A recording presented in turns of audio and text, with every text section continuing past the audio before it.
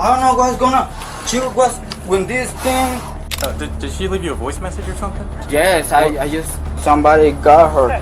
Can I hear that? In July 2022, in Aberdeen, Maryland, United States, police were dispatched to a mobile home after receiving a report of an unusual death inside a bedroom, but what they encountered was not just a typical scene, it was a tragedy that left everyone in shock. Did he show you this voice message? He did. It sounds like she's choking, and there's a person talking at the end of it. Okay. No, somebody come and kill her, really. I don't know. She's been gone too long. Was she like this? Her hands were tied up and a cord was around her neck apparently. You can't do nothing. No, there's nothing to do. She's been down for too long. Do you Estaba abierta la puerta. The door was open. Listen, I don't speak Spanish, so I need you to communicate with me in English, okay?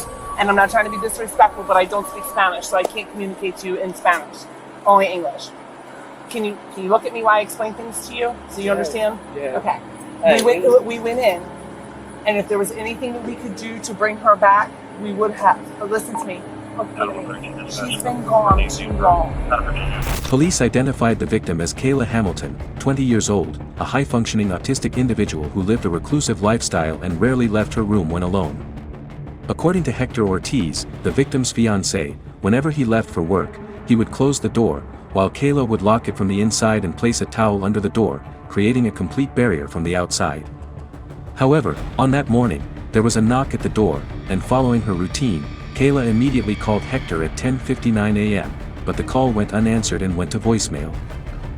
This was a clear anomaly, as it was not laundry day and Kayla almost never opened the door for anyone, indicating that someone had approached her in a way that broke her usual safety habits.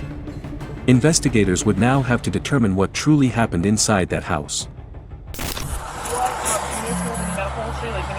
Like any kind of heart problems, any kind of breathing No, problems?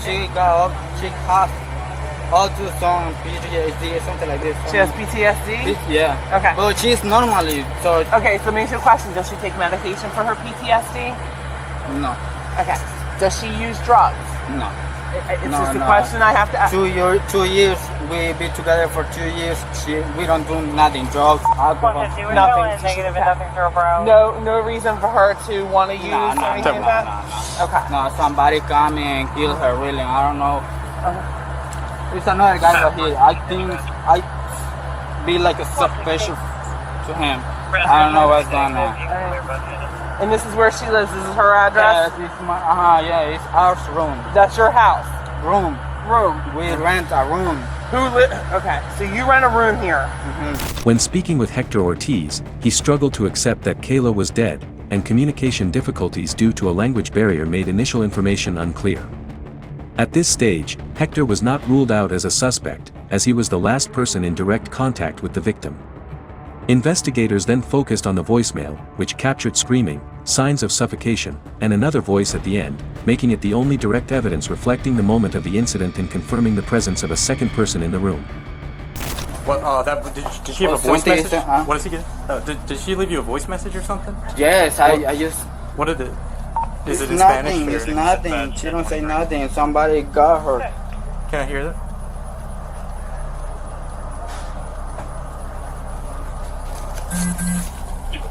You have to take me. ¿Esa ropa que está ahí en la lavandería, en la lavanda de ella o qué? Sí. Agarraba un trapo y ahí. Did he show you this voice message? He did. Okay, it's just like screaming and I don't know if it's screaming or. It sounds like she's choking, Yeah. No. and there's a person talking at the end of it, Okay. but her phone doesn't seem to be here. Okay. I'm having them ping it. What's that? I'm having them ping the phone, Phone. Okay. just in case. Oyendo tus audios. Un audio que ella me mandó, pues. At the end of this voice message, Huh? did you hear like a voice at the end of the voice message talking? No, somebody say like a core or something like this. Core. Cord? Yeah. What is it? Core, yeah. Traducirle, si quieres. No entiendo. You can play. Hold on, let me see something.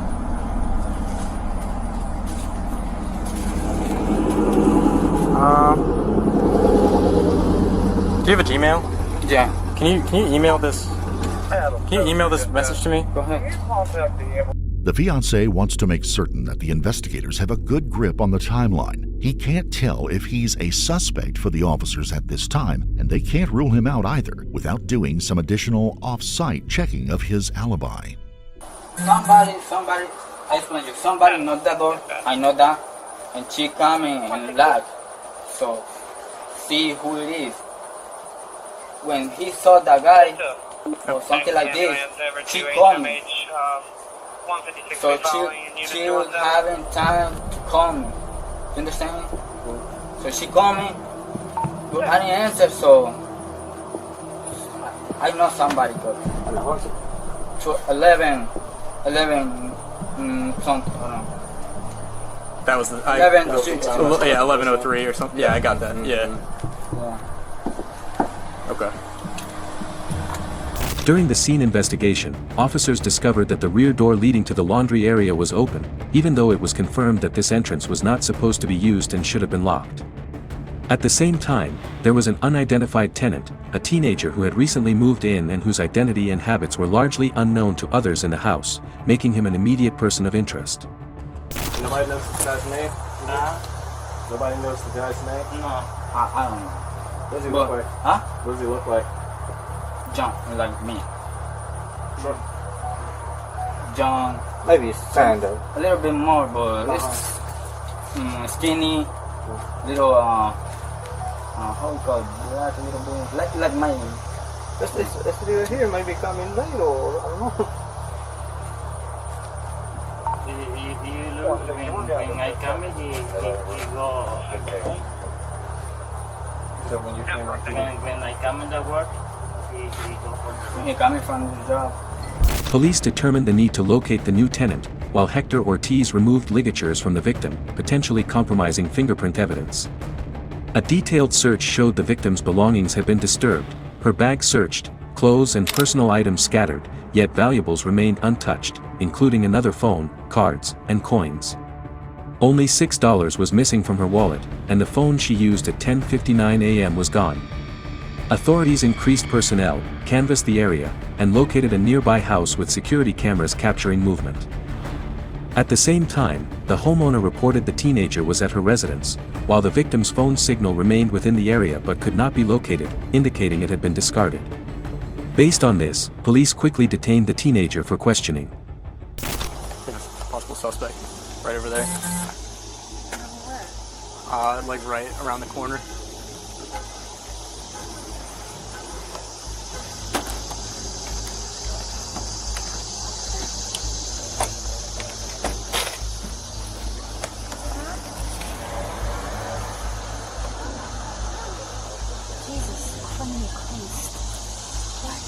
Yeah, I think it's the, it might be the roommate or something that they found. I don't know.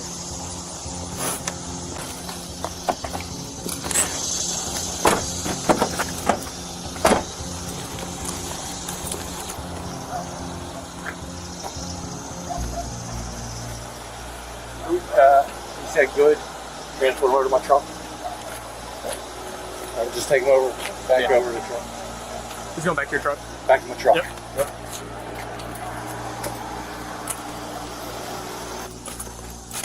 Got it in your pockets. Any weapons? Knife? No hablo inglés. Oh, I got you. Did you already search him? Yeah. Okay, he's good.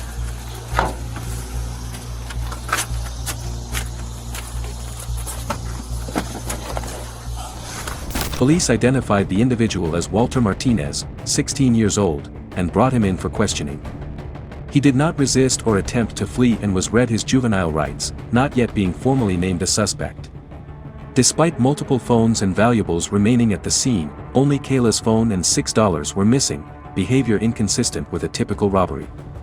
By around 8 p.m., surveillance showed Walter entering and leaving the house multiple times, returning after Hector left for work, leaving, then returning around 11 a.m., matching the time of the attack, and leaving again about 30 minutes later, shortly after the victim's final call. No one else was seen entering during that time. Later, Walter was picked up by his half-brother, claiming he wanted to change his life by quitting alcohol and drugs. At a store, while others bought food and drinks, Walter purchased earrings under $6, paying with 6 $1 bills, matching the exact amount missing from the victim. At around 2:30 p.m., he returned home, wearing the earrings, while the victim's body remained undiscovered. Investigators collected DNA evidence from the victim but at this stage could only place Walter at the time and location of the crime, proceeding with formal interrogation under Miranda rights with a translator present. How long have you been in the United States? 3 to 4 months.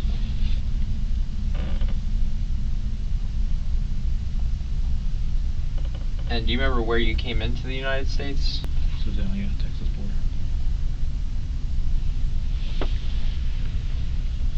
Did you have family up here in Maryland, or how did you get here to Aberdeen?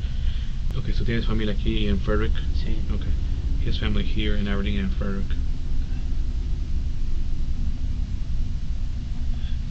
Where's your family in Aberdeen? Pero no me sé la dirección. Oh, okay. He es tu hermano, Sí. Kevin? Sí. So his brother Kevin lives in the same trailer park. After confirming that his brother lives just a few streets down from Martinez, the young man tells them that he has lived at the location for about a week. And what brought him to that house? How did he find that room? So ¿Cómo lo conseguí? his stepbrother knows the landlord, the lady that owns the property, and that's how he was. He lives there. That's why he lives there. Okay. Is there any reason he's not living with his brother? He says he doesn't feel comfortable living with his brother, and on top of that, the landlord said that he can't bring another person into the trailer that his brother's currently living in. Okay. During questioning, Walter stated he had lived at the house for about 1 week and had a half-brother living nearby. He claimed to work at a warehouse job, stacking pallets, for about 3 to 4 months, working 3 days a week from 12 p.m. to 9 p.m. Investigators then redirected the conversation back to the house on Inca Street, aiming to clarify his connection to the household and timeline. Who else does he live with at 3 East Inca Street? Okay, yeah. So it's this. So it's the couple, the married couple that was there, and their child, and then the other couple, the fiance and the woman. So that's gonna be six people there, right? Okay. Yeah. So with the child, it's gonna be 6. Have you ever gone into any of your roommates' bedrooms at any time, or have they ever invited you into their rooms? No. Yeah, he said he's never been into the room without their permission, or he's never been invited. The only time that he's had contact with them, he'll knock on a door to take their clothes out of the dryer so he can wash his clothes, the washer and dryer, so he can wash his clothes. So he's never physically been inside any other roommates' bedrooms? No, inside never. Never. Solo nomás la puerta así llegar. Oh, just by the door, and that's it. The only name he knows is Agustin. The 2 females, the child, and the other male, he doesn't know their names. So you live with these people and they've never introduced themselves to you? You never talked to them in passing? Yeah, he says the only one that that he knows is the men. He talks to the men there, and he knows the other guy, the fiance, as Kike. That's like a I guess short. It's short for Enrique. Yeah. It's like a term of endearment. And how does he know him by that? Okay, so he knows him because, or he's spoken to him because he, and Kike had talked to him about splitting the Wi-Fi bill, and he told Kike that he can't split the Wi-Fi bill. How'd that conversation go? Was it like even-tempered, or did it get heated at all? He said he was with his brother one time, and Kike offered to see if he can go on a pay, go half on the Wi-Fi. He said he couldn't do it. He's just going to. Kike tried to convince him, like, well, if you get Wi-Fi here, you can hook up a TV and get services too. He's like, I'm not worried about that. I'm just gonna get a phone with with service. Walter claimed he had never spoken to Kayla, stating he believed she was someone else's fiancée and did not want trouble. He said he did not even know her full name and only occasionally heard arguments or crying in the house, insisting there was no physical altercation, attempting to distance himself completely from the victim. Could you just describe your day to me from the time you woke up to basically up until the time that you and I met? He got up at 8. Y He made some breakfast. ahí la dejé en el, Okay. ahí la dejé en el He cuarto. left the food in his room. So about noon, he got up at 8 and he made some breakfast, a couple eggs, 2 tortillas, and he left the house about noon. He said about ¿Volviste a tu casa? He said he can't remember if it's 11 or 12, but he went out with his brother. So about between 11 and 12, he was with his brother. They were going shopping for a computer. He does not know the name of the stores. He went to a store, another store, and he bought earrings. So the earrings he had on today, he had just bought them. He bought 3 pairs of those earrings. He does not remember the store, the name of the store, or where the store is. He said since he's new to the area, he doesn't know where he's at. What color were the other earrings? Okay, yeah, so it's 3 pairs. All 3 had a gold color, or gold. They were gold color. Yeah. Or did they come in like any packaging? Or? Okay, yeah, they come in packaging. So after he got the earrings, then what? So so between 2 and 3, he was with his brother and this other guy named Yarny, and so 2:30 to 3, his brother went to drop him off because his brother and Yarny work together. Do you want? Does Yarny have a full name, or? He's not sure what his last name is or how to spell Yarny.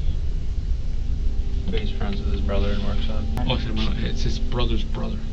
Walter stated that after returning home, he dropped off items and went out walking, claiming he regularly walked around the area. This placed him away from the scene during the critical time frame, but partially matched camera data, creating a direct contradiction requiring verification. Yeah, so he has a question. He's wondering if he can go back to the room. He'll be able to live in the same place. Yeah, probably. No, pero sí, no hay ningún problema. Does he wonder why does he ask that? What, say it again? Why does he ask that? Oh, the reason he's asking because someone told him that one of the residents had passed away. So if she was in danger, he doesn't want to be in danger also. Walter even asked whether he could return to the room and continue living there, a response inconsistent with the context of a recent murder. This did not indicate direct evasion but rather behavior of someone seemingly unaware of the full situation, prompting investigators to probe further for inconsistencies.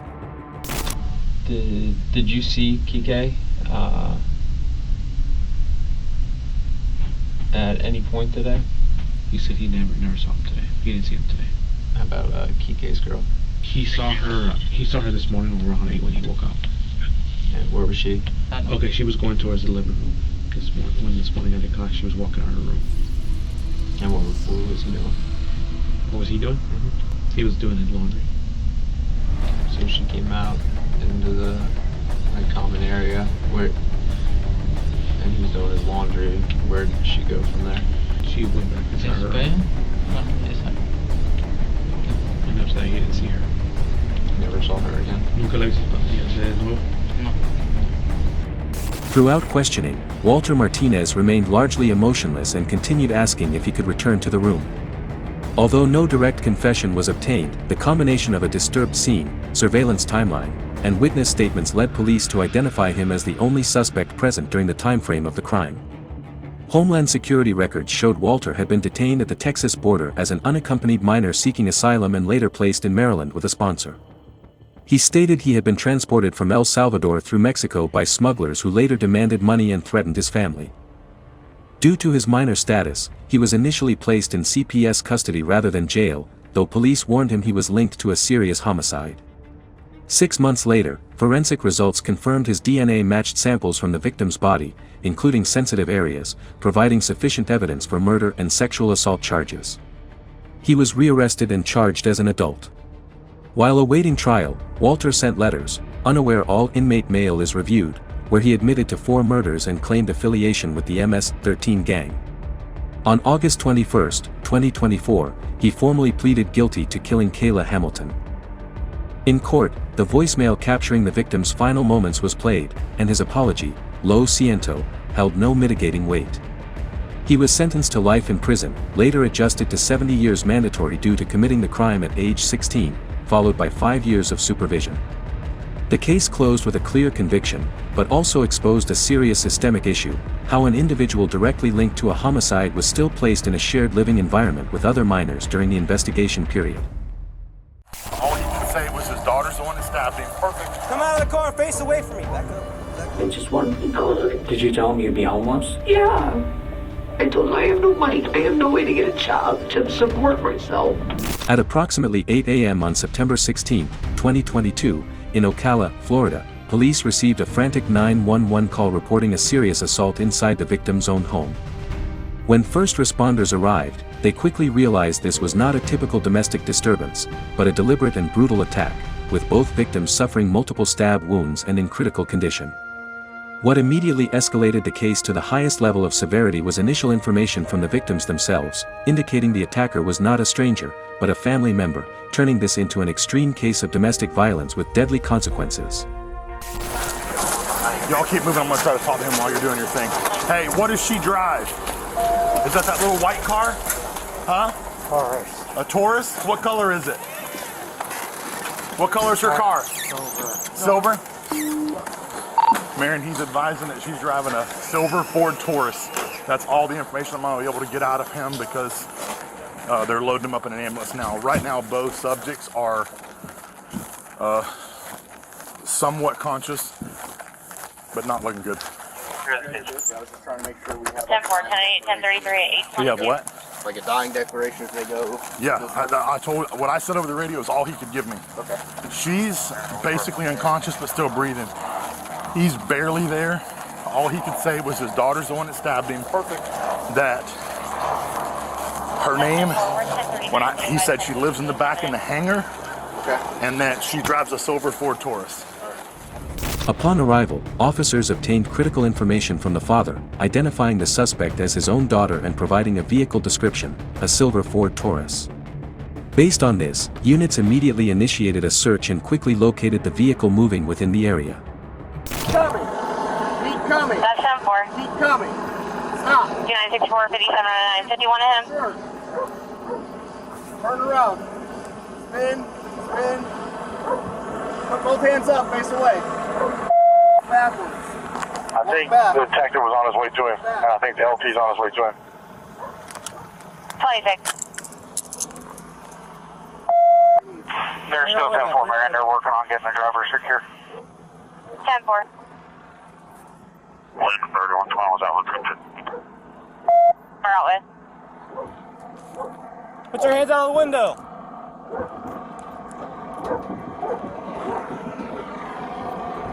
The vehicle was stopped shortly after. Inside was Christina Adams, 33 years old, along with her wife. The suspect was taken into custody without resistance. She claimed she knew nothing about what had just happened. Want over this way with me?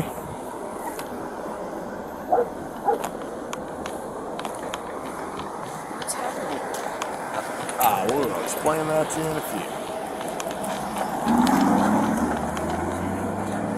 Get here real quick. Do I have a seat real quick? Let's go ahead and grab our sunglasses on. Yep. Do that. Hello.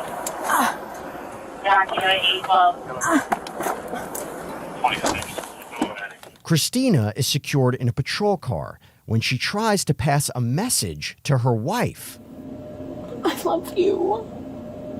I'm so sorry. I'm sorry. I don't know what the is happening.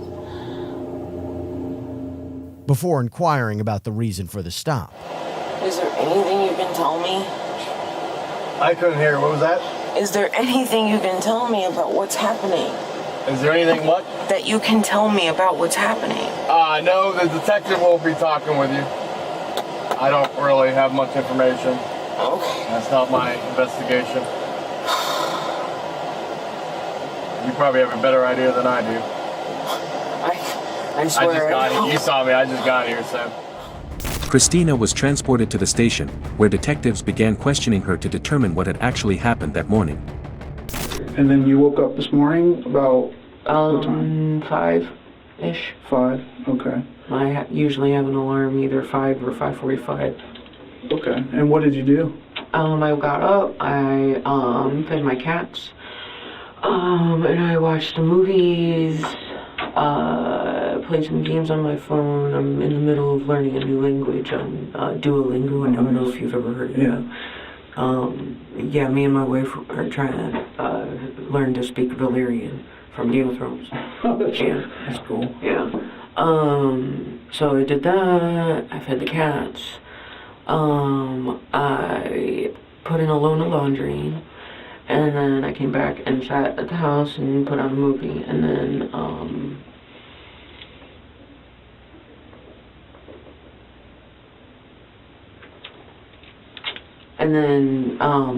was dropping off to school, and she said that she had to get ice and go to Publix. And so I really wanted to see her. So she says that she was gonna go to Publix or racetrack to get ice in the Publix. And then after she left and dropped the kid off, she was like, "Why don't I just come over there?" And so she came over, and I was in one of my depressions because my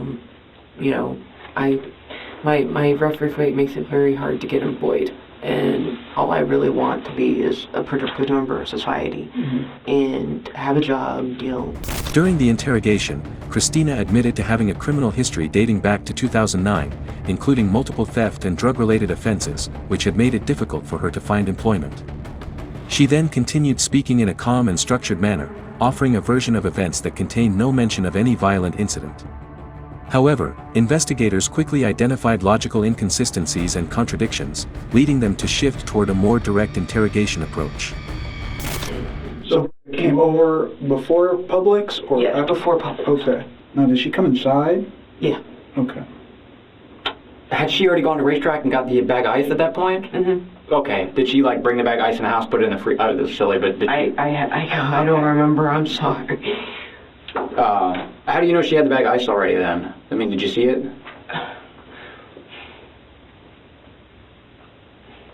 I think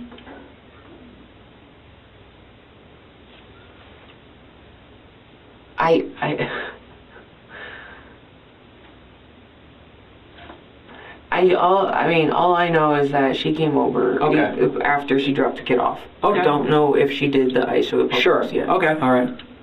You don't know if she did the ice in the Publix yet? Yeah. So, but did you go to Publix with her? Yeah. Okay. Yeah. So then she wouldn't have made 2 trips to Publix. No, probably. obviously, yes. Do you know where that ice? You said she stopped at the racetrack and got ice. Do you know where that went to? Where that would be? It was in her car. Okay. And where's her car now? Publix. Okay. So after you left Publix, what happened? You jumped in your car together? Yeah, because you just left a melting bag of ice in there? Confusing. I know, because we weren't planning to be gone long. My house is not far from Publix, and I told her that I really wanted to switch my laundry before, going over for a few hours and not have wet laundry sitting in the washer. It starts to stink. Next, Christina makes one final, let's just say, interesting claim before detectives stop her in her tracks. I was doing some cleaning over at the house, and we were using bleach, and I'm clumsy when it comes to bleach, and so I always... Okay, shoot, maybe I missed that. When were you guys doing some cleaning? Yesterday. Okay. Or not yesterday. Christina? How many days going together? What? I don't want you to dig yourself into a deeper hole. When I came in here and asked you to get your side of the story, is because I think there's more to this story than what I have so far. Under direct pressure, she abandoned her false alibi and admitted there were details she had not disclosed, marking the point where her initial story completely collapsed. I know it's really difficult to talk about some of the stuff that we need to talk about, but I just want you to do the best you can Don't leave anything out. And just tell us how this happened today.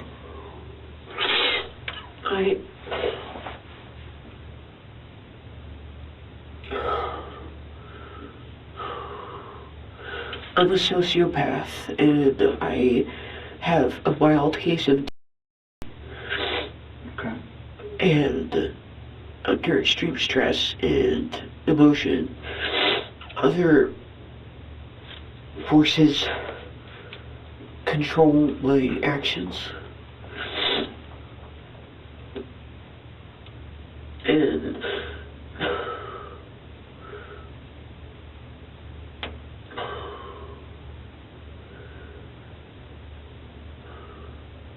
your emotions got the best of you today? Okay. Like, I've tried to explain to my dad, I take responsibility for the mistakes that I've made, the criminal and whatever, and, but for some reason, somebody out there a long time ago said that 7 years was the statute of limitations of how long it has to be from the time you get released from jail or prison until, it doesn't matter anymore. It's like, why 7 years? That's ridiculous.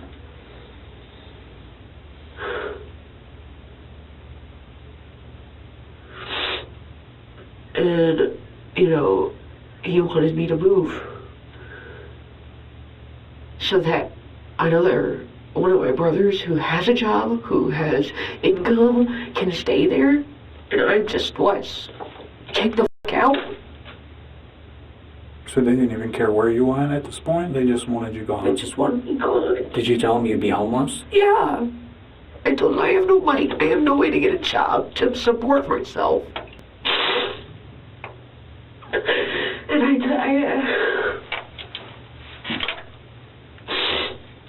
I asked him to help me, and he said it's not my problem. I told him about all this stuff that I just told you about everything that I've been through, but like almost being raped, almost being sold for crack, almost like being jumped by 6 black people for over a dime of crack because just block the doors didn't help me at all. Just watched me get my beat. What did he say to that when you told him about all those things? He said it's not my problem. Was your mom there? Were you able to tell her those things? What did she say? She had this, look of, that she was sad for me, but it wasn't like, that they understood or that they were going to help or anything. When did this conversation happen?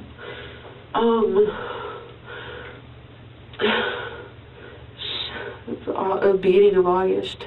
Okay. I think. The beginning of August. So did they give you like a deadline of when they wanted you to move out, or it was kind of day by day? Like at first, it was like when they first dropped the bomb at me. My dad did it. He just walked up. He didn't say, "Hey, are you busy? Can we talk?" Or how you doing? Nothing like that.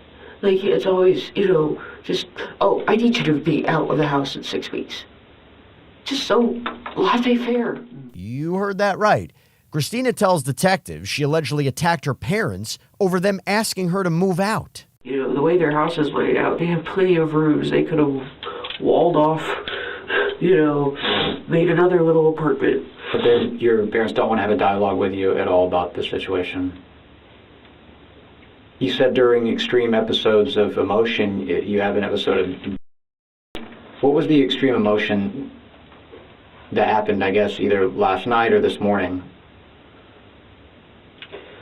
I don't know how to explain it. Did you try to have a dialogue with them late last night, or was this morning? This morning. Okay. Describe to us that dialogue attempt.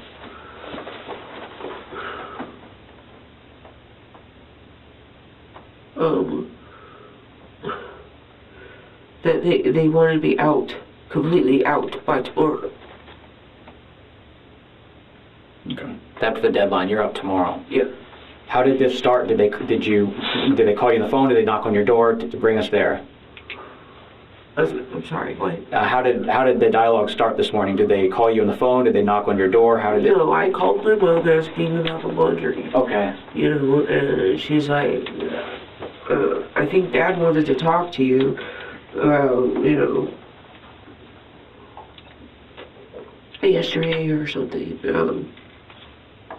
And I said, okay, well, I'm coming over to do laundry. And she opened the door. I was like, well, we hung up, and then she opened the door. And she was on the couch, watching Gunsmoke, like I said. And my dad was out on his walk, so yeah.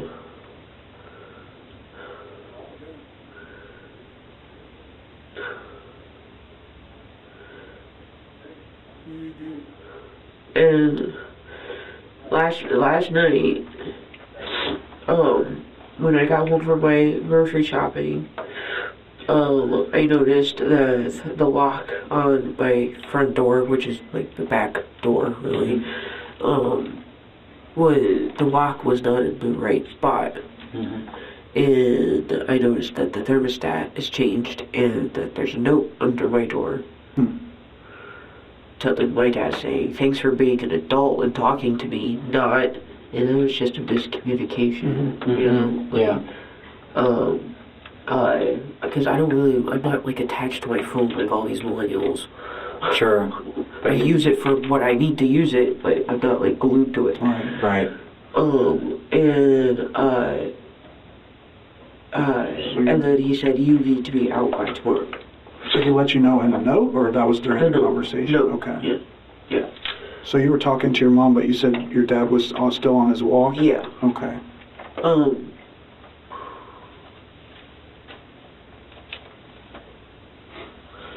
And he came home, you know, I told him what happened, that I was really busy yesterday, that I didn't, you know, mean to, you know, ignore him. It wasn't on purpose. It's just I was trying to get stuff done, and it just went the way it did, and I was sorry. And then, you know, and then I don't really remember what happened after that. It's like a blackish, reddish, like, mixture. Christina stated that she lost control after finding a note left by her father demanding that she move out within a short time frame. This became the immediate trigger, pushing her into an extreme emotional state just before carrying out the attack on both victims. What was the last thing he said that you remember? You're gonna be out tomorrow, right? Okay. Did you say something back? I think I just nodded. And then next was it's like fuzzy.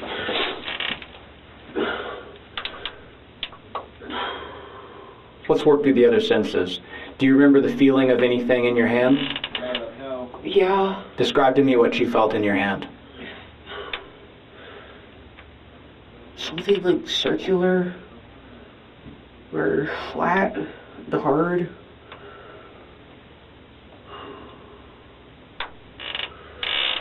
Tell me where this would have come from, or tell me more about what it is. What do you see? I know I was like still in my basketball shorts and t-shirt, like when I went over there to do laundry. Mm-hmm. But then I don't know, like it's like I was covered from, you know, the neck down. I don't want to guess. What were you covered in? Well, clothes. Okay.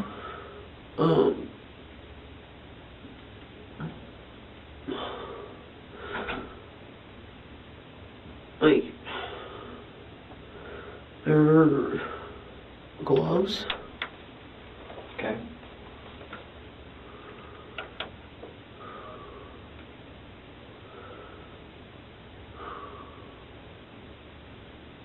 Where did the gloves come from? My house. Did you have them before you had the conversation, or? No, I don't think so. I was like, when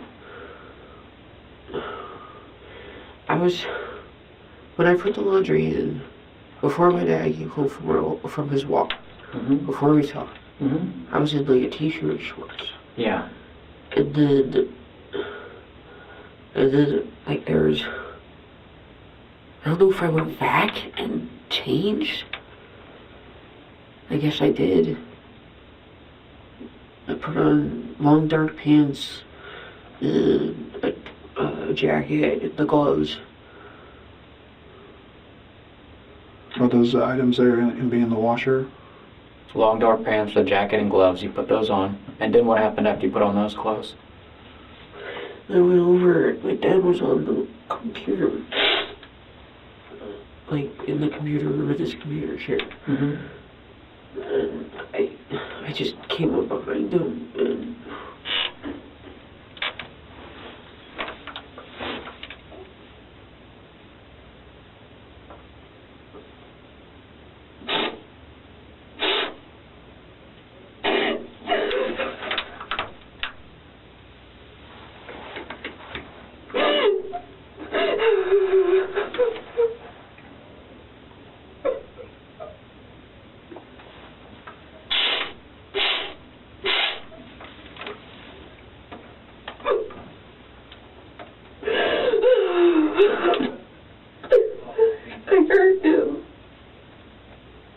Describe this, how you hurt him. Okay. Tell us what you stabbed him with. A knife? Where did you get the knife from? I had one for self-defense. Okay. In my apartment. Now, Christina admits to stabbing her father, who detectives would later reveal was stabbed at least 7 times. Let's continue. I know it's hard. Tell us what happened after that.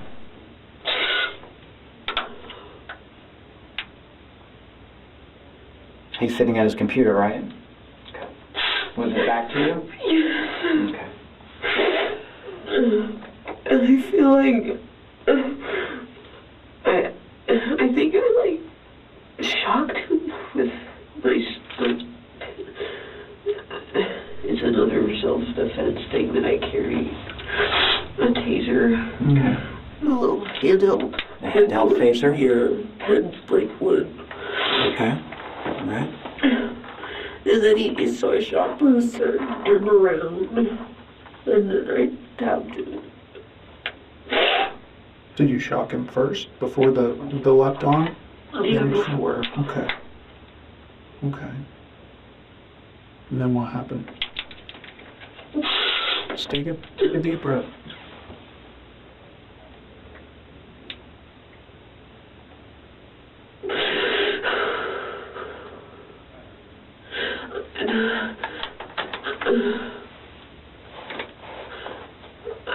I can't remember where the next one landed. You said he turned towards you at that point? Yeah, after the shock.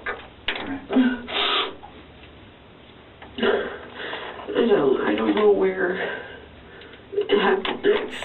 Okay. But I think it was like 2 on my dad, 1 in my mom, and then the last one in my dad. I'm sorry, what? 2. 2 stabs. To your dad, and then you said 1 to your mom? Yeah. Describe to us the transition from your dad to your mom. Your dad was over by the computer. We already talked about that. How did you get over to your mom? She heard the commotion. She came over and she's like, "What are you doing?" I don't know.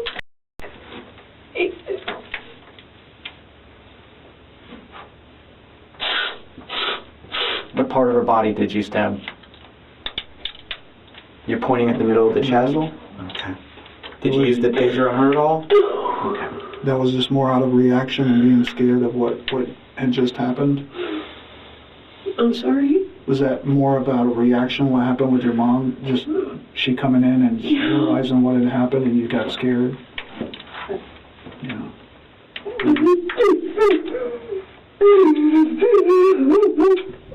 At this point, Christina admitted she approached her father from behind while he was at his computer, used a taser to subdue him, and then stabbed him multiple times, with investigators later confirming at least 7 stab wounds. When her mother heard the commotion and came out, Christina continued the attack, stabbing her in the chest, with the initial intent to kill both victims. After recounting the events, detectives asked what she did immediately after the attack. What happened after you realized what you did? I took off all my clothes. In the washer. I started, I had it wearing soap. Black.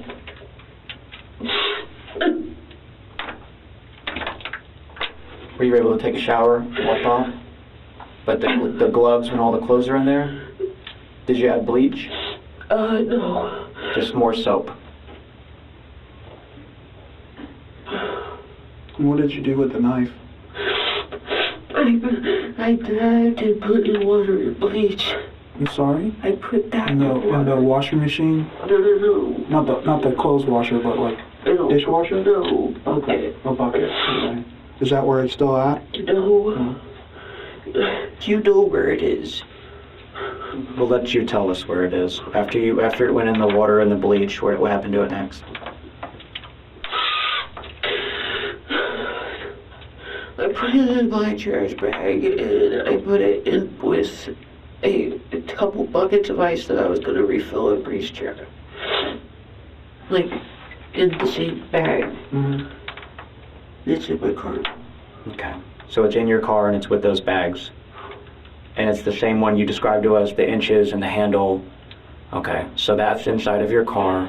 And then the taser pen was the one of the questions too. Where did that go? I think that's on my bed. Okay. So the taser pen is on the bed, but the knife is in those bags that's in your car. Were you gonna throw that away later, or what? That knife? I don't know what I put in it. I don't know what I was gonna do. Christina stated that after the assault, she changed all her clothes and placed them in the washing machine, then cleaned the knife using water and bleach. She then placed the knife into a bag with ice and left it in her vehicle, while the taser was left on the bed. Was it something that you planned in just 15 minutes, or this been planned over 15 days? Were you thinking about what you do? Just like today. Just today? Yeah. How many minutes do you think you put together this plan? It just irked me that he just didn't care. He just wanted me gone. It's like, why did you even have me if you don't want me? So was it your intention to only kill your father and not your mother, or was your intention that even though she didn't necessarily put everything on you like your father was, she didn't stand up for you enough? So you were just going to have to kill both of them? Okay. So the plan was for both of them? Yes. Investigators informed Christina of her parents' medical condition before she was taken into custody. Alright, Christina. Yeah. Time to go.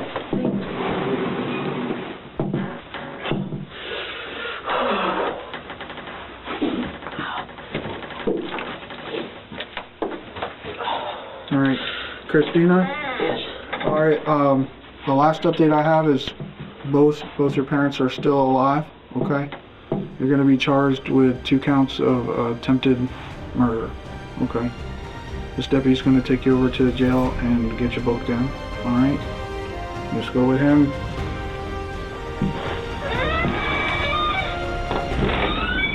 Initially, Christina Adams was charged with 2 counts of attempted murder for both her father and mother.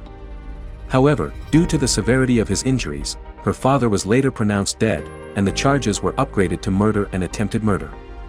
Christina was ultimately sentenced to 2 life sentences, 1 for each charge, effectively ensuring she will never return to society. When family conflict, combined with deep resentment and premeditated violence, reaches this level, the outcome is not only the loss of life, but the complete destruction of an entire family. This guy's got a pulse. He's not responsive. The other guy, I cannot find a pulse. Me too. It's a seizure. Yep. It's okay. Recovery. He's trapped in the car, but it's on fire. It's engulfed now. That's also No. On Wednesday, February 1st, 2023, on State Highway 114, Texas, a routine traffic stop was conducted according to procedure. An officer instructed a vehicle to pull over, and both vehicles came to a safe stop on the shoulder with hazard lights activated. The situation appeared completely normal, clear visibility, no immediate danger. But within seconds, from behind, another vehicle approached at high speed with no signs of slowing down or attempting to avoid the scene. In just a few moments, everything turned into a tragedy. John's in the phone on 911. He's not there for everything, but there's going to be a couple they got unresponsive out there. I got to get mad already. 518 Peter 23.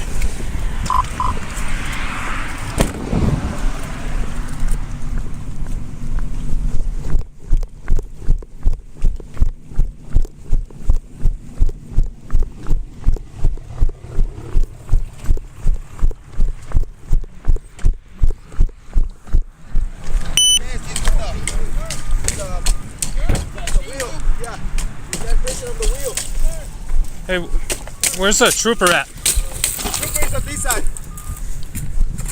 But this guy need help, man. We need some fire again. Sir, sir, sir. You okay? Hey, that car's on fire. Are you okay? It's on fire again? I'm hurt. I'm all right. This guy's got a pulse. He's not responsive. The other guy, I cannot find a pulse. Do you have a fire extinguisher? No, I don't. Okay. Just minutes earlier, Officer McCrary Johnstone was conducting a lawful traffic stop, with both vehicles properly positioned on the shoulder and hazard lights on. Under clear road conditions with no obstructions, a Ford F-550 suddenly drove in the wrong direction and crashed directly into the stopped vehicles without any sign of braking or evasive action. The impact caused an immediate chain reaction, leaving the civilian driver with no signs of life, while the pickup truck driver was found unconscious inside the cabin, as bystanders rushed in to assist and rescue the victims.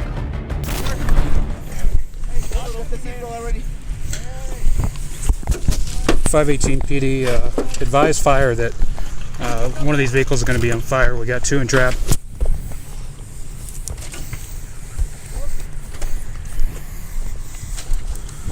this seatbelt cut? Yeah, it's cut. Yeah, it's cut. You got a pulse? Man, no trouble. Fire. Fire again.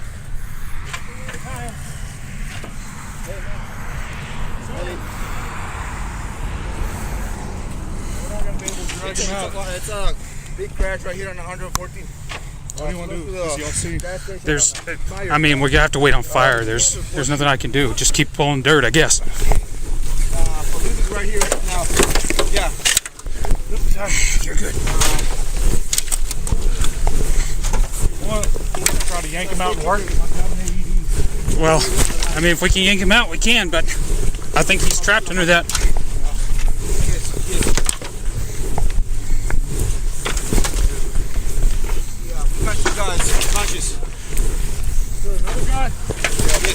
In the truck over there. We gotta get. All right.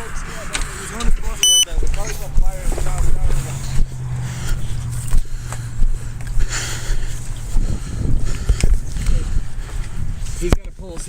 He's breathing. I've got a pulse on him.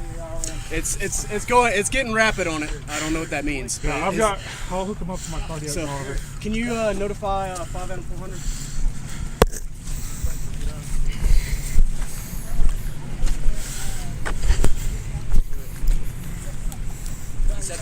What's that? It's a car. It's a Charger. I mean, if we can get him out, let's get him out, but. Yeah, there's a get hit for a dolly from the back. You want to see it, sir? What's up, man? I got a 911 on the line. You're okay. We'll worry about that later.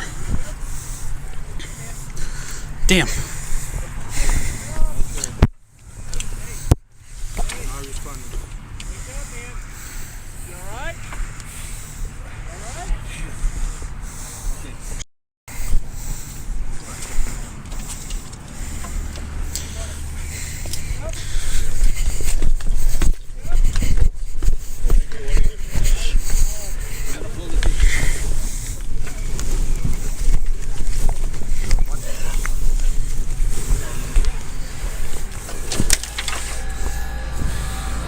Reconstruction data later revealed a critical detail: the truck had been traveling a significant distance in the wrong lane without braking or steering adjustments.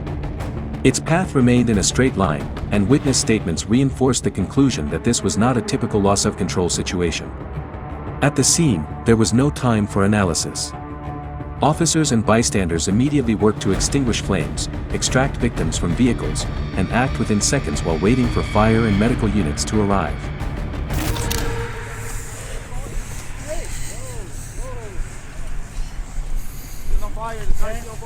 Yes. These guys not responding. Yeah, I know. We'll just try and keep this fire under control until... Has anybody got a shovel in their truck? No, I don't. What about him? He got one? No, I think I already did 2 boxes if you don't know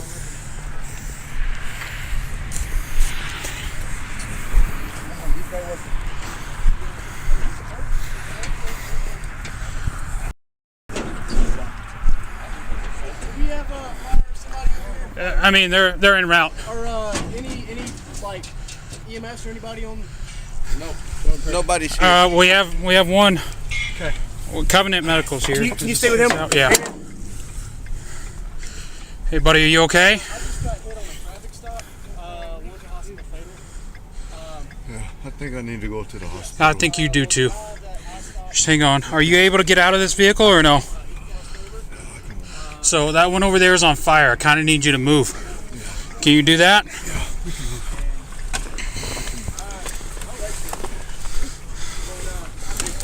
Here, come back here. We've got a guy. Just get here, man. I gotta come here. All right. Let's we'll try to have him sit down. Yeah. I just want to get him away from that car over there. Are you okay? I'm all right. I'm good enough. We'll check on me later. I think we're good. Hey, brother, you want to have a seat? Let's set you down. Is that all right? Nice and easy, brother. Nice and easy. Nice and easy. Nice and easy. Lay down if you need to. We got you. Lay down if you need to. Hey, You're hey, fine. hey. It's okay. Hey, take a deep breath, brother.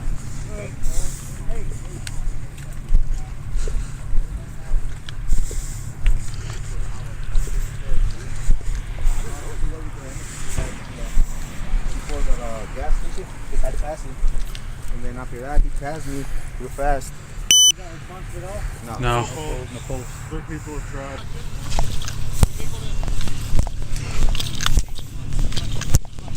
Hey! Lay him down if you can. It's a seizure. It's a seizure. Yep. It's okay. Recovery. According to reports, the suspect was identified as Arlie Sean Jordan, 33 years old. After being removed from the vehicle, Arlie was in a semi-conscious state, repeatedly offering unclear apologies and showing signs of seizures. This condition complicated the initial assessment. However, later mechanical inspections confirmed that the vehicle had no mechanical failure, indicating that the trajectory before impact involved no attempt to avoid the collision. Hey, easy, man. Easy, man. You with us? You all right, buddy? It may be related. He started apologizing for like wrongdoing and stuff. My Tahoe. Yeah. All right. How about you got a truck? We can do that. They're coming. I just picked up. Wind's blowing this way. Do you want to get him closer to the field or? Either way, just as long as he's out of the smoke. Okay. You'll just get his legs. Yep. Drag right here.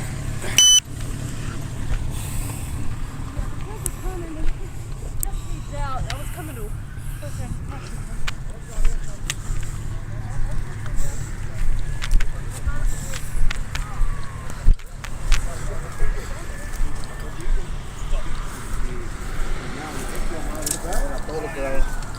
Right on him.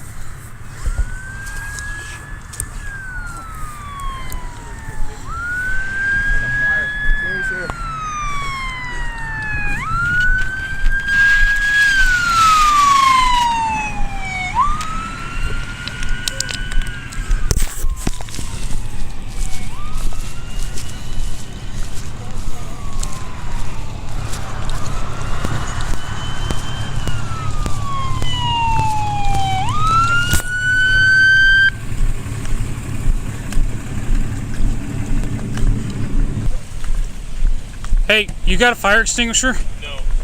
Damn. You got a fire extinguisher? No, he doesn't. He doesn't. We got one. He's probably fatal. He's trapped in the car, but it's on fire. Trooper's okay. Other guy that hit him, he's passed out in the field over here somewhere with the trooper. Smyre's supposed to be coming. I don't know where their fire truck is. Get on the radio and let them know there's someone trapped. I already have. It started to become fully low. Can you any more extinguishers anywhere? It's right on me. 518 PD. Come on, guys. Come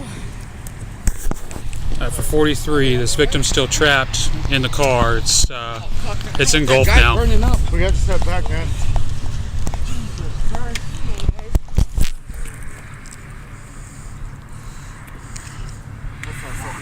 First thing in the morning. Damn it. I need to see where the hell. Can you go grab a truck? There, I don't. I'm there from Leatherland. Oh, okay. They were on their way.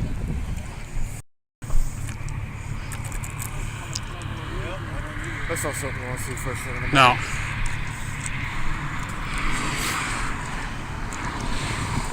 Jesus Christ. Yeah, you'll step back.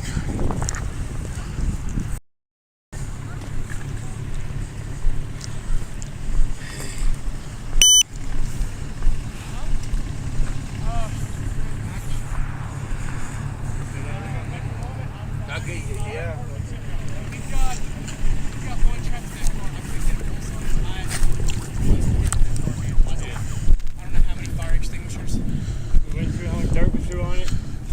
Do you have a shovel by any chance, sir? No.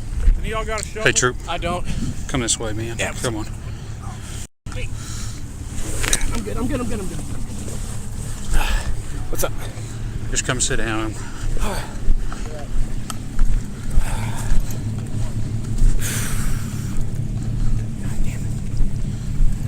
There's nothing we can do about that one. Yeah, I know it. Here, my patrol unit's right here. Come hop in, man. I gotta help. Hey, no. Hey, he's with us. Yeah, come on, man. Have you already notified your sergeant? I had comms. Let me call it.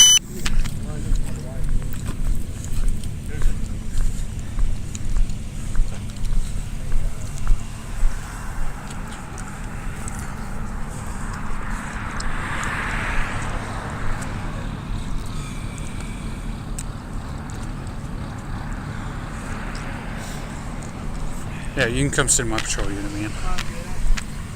I need to move. Hey, Sarge, did you get a call from police? I'm hurting. I'm pretty sure one's deceased. The guy that I had stopped. Car's on fire. We pumped like 4. So which fire extinguishers? That truck over there. The white one? Is the one that hit him. Other guy. Where were they at? Right here. You can see. Within minutes, the severity of the incident was confirmed. Robert Allen Boggs was pronounced dead at the scene, while Officer McCrary Johnstone sustained serious injuries. Arley's medical condition further complicated emergency response, while investigative procedures were immediately initiated. Traffic was shut down, and the scene was secured for evidence collection.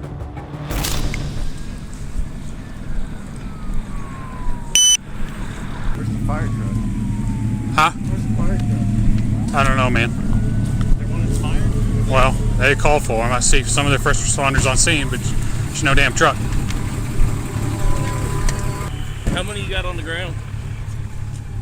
There's this gentleman right over here. He had a seizure. He was driver's second vehicle.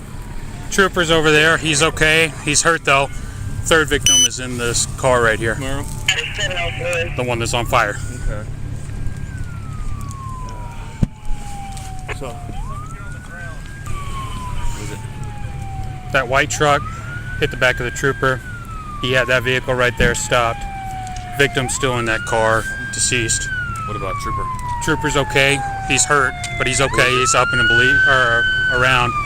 And then driver of that white truck is right over there, laying on the ground. Who's in the car? Do we know? I don't know. The trooper will have his information, I believe. You know who the trooper is? Yeah, he's back. I don't know who it is, but he's back over here. Johnstone.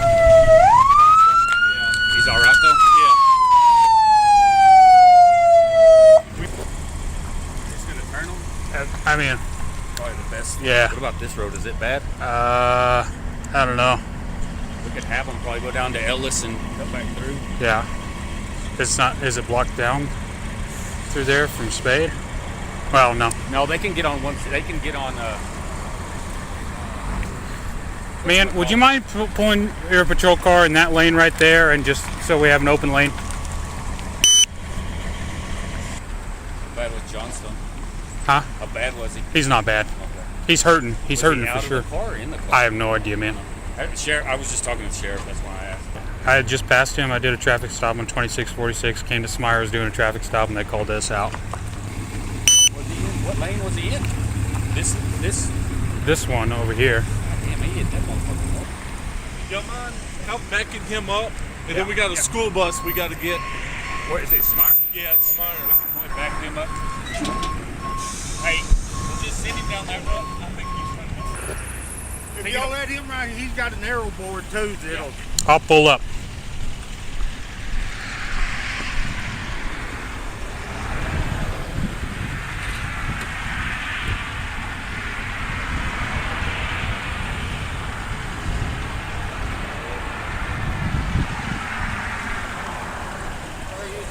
Doing all right. How are you? Oh, man, it's always something every day. Yes, sir. Absolutely.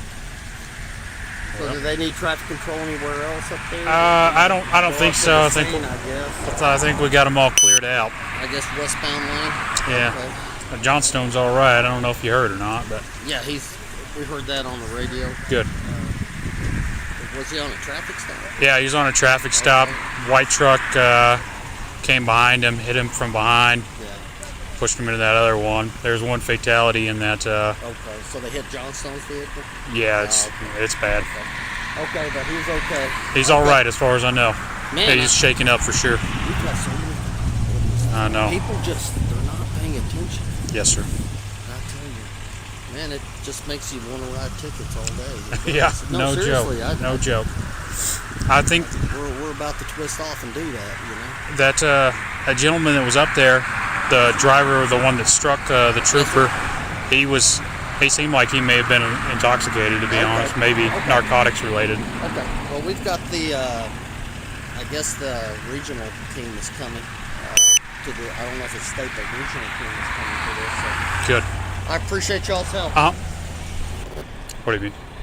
I heard whenever I heard it come out that somebody was screaming. That wasn't the one that was in the car cover. No. I think they were already dead.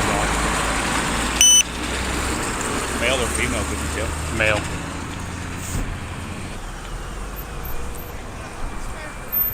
I know the officer involved that was hit. Okay. I'm just trying to check on him. Okay, he's all right. He's all right. So I don't need to No, he's okay right now, but you can't go down there, okay? Okay. All right. The arrival of additional units reinforced that shift. The highway became a controlled judicial space where every action had to be logged. Officers coordinated detours, secured perimeters, and relayed updates up the chain of command. What was not yet clear that morning, but would prove decisive later, was the trooper's prognosis. Though he remained conscious, his injuries would evolve into permanent disabilities that ended his career and drastically altered his family's life.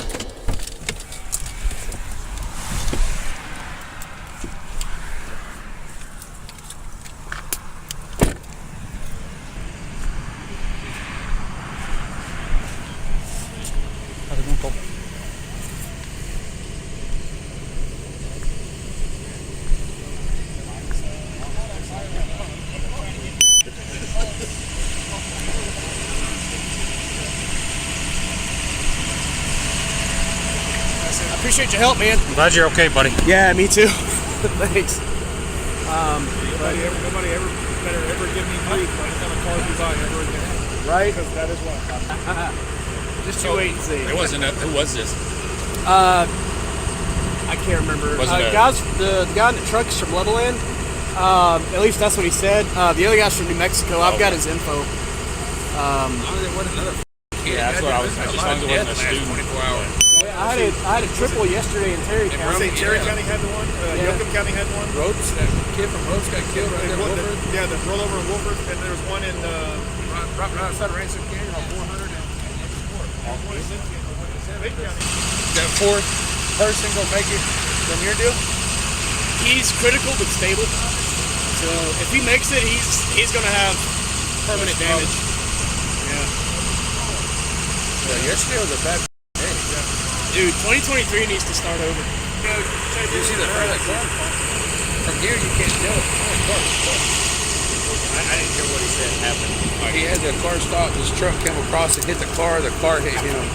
So he was stopped where? Right here, right behind his truck. And that truck was coming. Yeah. Really? He said he crossed saw over him. the.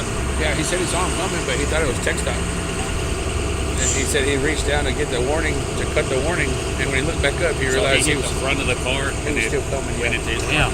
That's how hard he hit though. This is third-party impact here, and it still smashed that car. So what about the guy driving the truck? He was laying out in the ground when I got here. He said he's fine. Drunk or something? And the roads weren't bad. High. He's not. Well, they said he's high. I think so. He said the car blew immediately.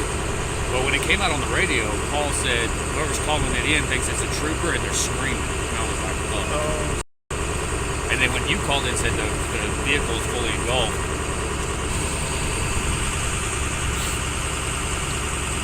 Said the driver of the truck's from Legoland, so you thought you would have knew. That road split right there.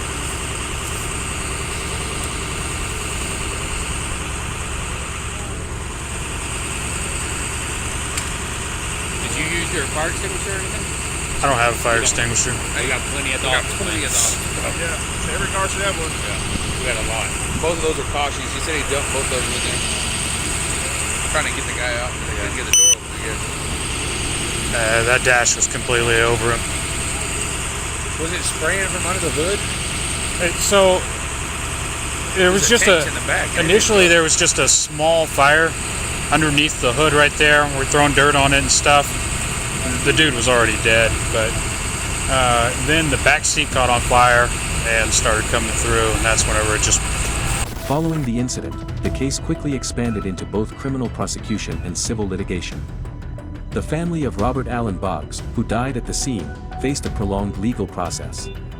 Ultimately, Arlie Sean Jordan was taken into custody and charged with manslaughter and aggravated assault with a deadly weapon, offenses that could result in decades in prison. At the same time, the victim's family filed a lawsuit to determine the liability of the truck rental company, pushing the case beyond a traffic accident into a complex legal battle involving multiple parties and long-term consequences.